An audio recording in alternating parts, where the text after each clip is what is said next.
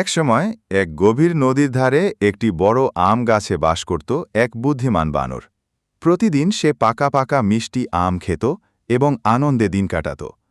নদীতে থাকত এক কুমির, যে একদিন সেই আম খেয়ে মুগ্ধ হয়ে বানরের বন্ধু হয়ে গেল। প্রতিদিন বানর কুমিরকে আম দিত। একদিন কুমির তার স্ত্রীর জন্য কিছু আম নিয়ে গেল। কুমিরের স্ত্রী বলল, যে বানর এত মিষ্টি আম খায় তার হৃদয়ে নিশ্চয়ই আরও মিষ্টি হবে, আমি সেটা খেতে চাই। কুমির প্রথমে অস্বীকার করলেও স্ত্রীর জেদে রাজি হয়। পরদিন কুমির বানরকে বলল, আমার বাড়ি এসো, আমার স্ত্রী তোমার সঙ্গে দেখা করতে চায়। সরল বানর রাজি হয়ে কুমিরের পিঠে চড়ে নদী পার হতে লাগল। মাঝ নদীতে কুমির সত্যি কথা বলল। বুদ্ধিমান বানর বলল, আরে, আমি তো হৃদয় গাছে রেখেছি, ফিরে চল, নিয়ে আসি। কুমির বিশ্বাস করে তাকে নিয়ে ফিরে এলো। গাছে উঠেই বানর বলল, বোকা কুমির, হৃদয় কি শরীরের বাইরে থাকে?